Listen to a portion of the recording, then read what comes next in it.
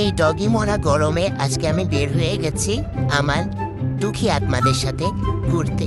প্রথমে একটা রিক্সার সাথে একটা ঠান্ডা কিনে নিই। ঠান্ডা কিনে খেতে খেতে যাচ্ছিলাম, যে রোদের তাপমাত্রা ভাবছিলাম যে পরিমাণের কালো, আরো কালো হয়ে যাব। সেটা বিষয় না, সামনে এক রূপবতী নারীর সাথে দেখা হলো। তো তাকে জিজ্ঞাসা করলাম কেমন লাগছে, সে বলল ভালো। আর একজন রূপবতী নারীর সাথে দেখা করলাম, কেমন লাগছে, সে বললো কিউটি পাই। বাট আমি বলতে চাচ্ছি যে গরম লাগছে। পরে আমরা আমাদের মনে দুঃখ আলাপ করছিলাম আর ভাবছিলাম কতদিন আর দুঃখ পেয়ে থাকবো, জীবনে তো একটু চিল করতে হবে। এরপরে আমরা সবাই মিলে বসে গেলাম একটা রিক্সাতে যেয়ে ভাবছিলাম যে কোথায় যাব। আমরা আমাদের গন্তব্য না ঠিক করে চলে গেলাম বাইরে। রাস্তায় ঘুরতে ঘুরতে পরে মনে পড়লো যে আমরা কোথাও একটা যাব, আমাদেরকে সেই জায়গায় ঢুকতে দিচ্ছিল না। পরে আমরা পিছের গেট দিয়ে ঢুকলাম, সেটা বড় বিষয় না, যাওয়াটাই মেন বিষয়। এরপরে মামা খুব মজার সাথেই জ্বালাচ্ছিল গাড়িটা আস্তে আস্তে, ভালোই লাগছিল। এরকম রিক্সাওয়ালা মামাই দরকার।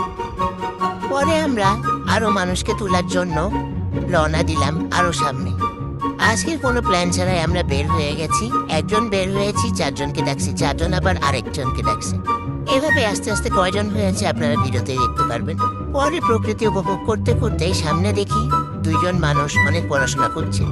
এরকম ভাবে পড়াশোনা করলে হয়তো বা ইউনিভার্সিটিতে আমিও পড়তে পারতাম।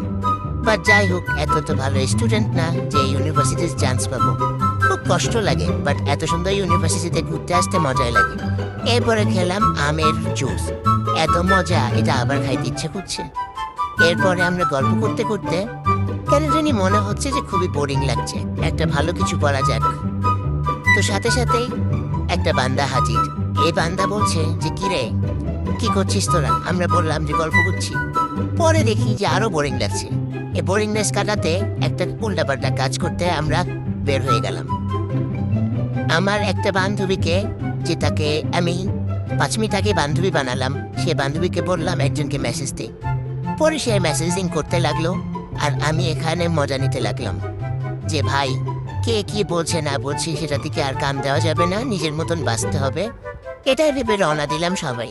এখানে কিন্তু সবাই দুঃখী আত্মা, এক একজনের এক একটা লাইফে এক একটা দুঃখ। এই দুঃখটা কাটাতেই সবাই মিলে বের হয়ে যায় মাঝে মধ্যে। এরপর আমরা কোথায় যাব ভাবতে ভাবতে মনে পড়লো যে আমাদের এখন খাওয়া দাওয়া করা উচিত। কি খাওয়া দাওয়া করবো সেটা বড় বিষয় না, এখন ভাবতে হবে কি খাইতে হবে। পরে মনে পড়লো যে মোমো আছে সামনে, তো মোমোর অর্ডার দিব। পরে ভাবলাম যে কোন মোমোর দোকানে যাওয়া যায়। পরে যেটা সামনে ছিল সেইটা খাওয়া দাওয়া করার দরকার ছিল। সামনে দেখি সুন্দর একটা মোমো স্টল, যেখানে আমরা মোমোটা অর্ডার দিব। সবাই একটা করে মোমো খাইলাম, প্রত্যেকজনের ভাগে 10 টাকা করে উঠলো।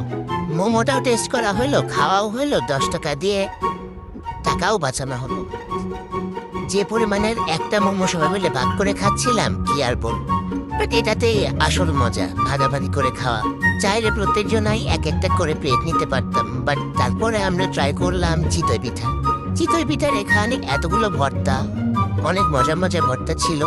তারপরে খাওয়া দাওয়া শেষে ভাবলাম আর একটু মজা করা যায়। এরপরে আমরা রওনা দিলাম আবার রিক্সাতে নিয়ে সবাইকে। তারপরে বেশি আর না ঘুরে বাড়ি চলে আসলাম।